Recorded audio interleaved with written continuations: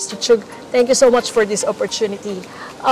You are one of the pioneers in technology in the air cargo industry. Could you share with us what was the motivation at that time and what year it was? Thank you, Gemma. That's an interesting question, and you're right. A couple of incidences came into my life as as a freight forwarder.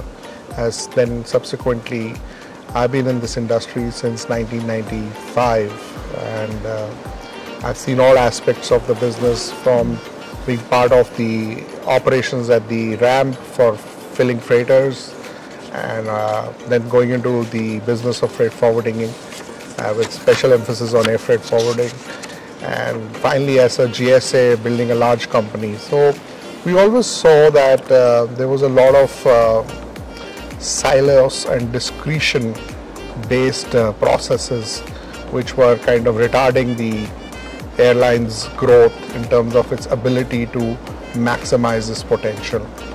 And one of the things that when we started conceiving this process was way back in 2008-9, when it was normal to have mainframe computers to have your digital process, and the penetration for digital booking reservation systems was very, very shallow, probably only available with the top 10-15 airlines globally. Now we saw the technology push from the web interface and the mobile commerce early on, and felt that this is what the future is going to be led. And also web interface and then finally cloud brought in an ability for a lot of these airlines to figure it out and how to get themselves progress towards a connected process. What really triggered the thought process was that when I was as a forwarder, I would have a lot of opaqueness and lack of transparency in terms of which I would ultimately have to face with my customers, because there was lack of information. And we are talking about times when messages would still roll down a CETA text message in terms of where the cargo is. So clearly I felt that this was an opportune time, and I'm talking about a time frame when globally there was only one company or two companies visible in the air cargo technology space. Today we have a lot more, and they're all trying to be part of the digital conversion process. But 10 years later and 12 years later, we still see that the admission of digitizing airline is skewed, sometimes half-hearted, especially with airlines which are in the middle zone and in the bottom of the pyramid zone. And with our systems and technology, we are not only assisting the largest players, but we are also making sure that all of them have a platform so that they can connect to each other and take the advantage of a connected, digitized ecosystem. So you've grown from the Indian market to a global expansion, sort of. No, in fact, we always had a global vision, because we came with the vision to build these products of cargo management system for any airline in the world. In fact, our first client was AirAsia Berhad, and then gradually got many more clients to come in. So it was never an Indian outlook, it was always a global outlook. But India is a big market, like 1.4 billion people, and it has a growing industry in logistics and aviation. Yeah, so we needed, as we were new entrants to the industry way back in 2009, we needed airlines which were ready to take a different path, and we were ready to offer that different path, and we found that in customers more outside India, because the Indian aviation at that time was still largely run by a government-led company, which would probably not see us as a qualified partner to help them with this product. Because technology is a huge investment at that time. Yes. I see.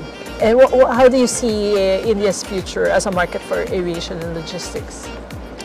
I think India is in upbeat, and the economy is growing. They're already the 5th largest globally, and we see that to becoming probably in the top 3 in the next 5 years. And that would mean we would be in excess of $5 trillion, and we would see exports and imports, as we are also a consumption economy. I see India's air cargo growth or overall logistics growth to be exponential in the next 5 years. I see. Let's talk about the conference. In your opinion, how important is this for the industry? I think so.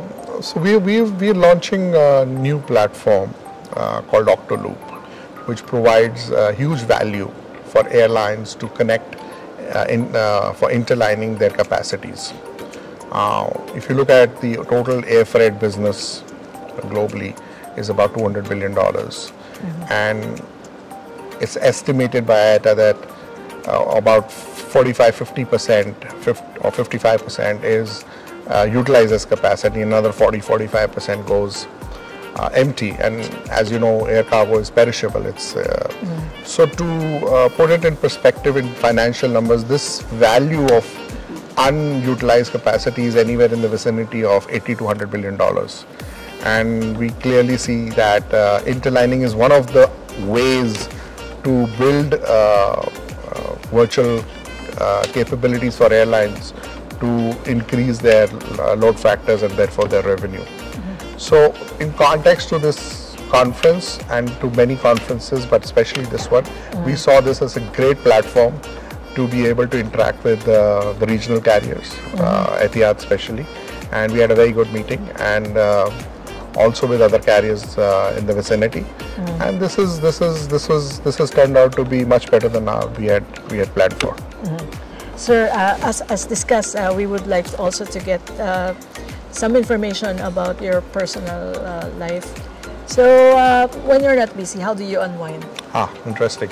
So I've always been thinking and working on business, and reading becomes a natural habit, not only for about the industry, but also things that revolve around the industry, and also areas of future technology.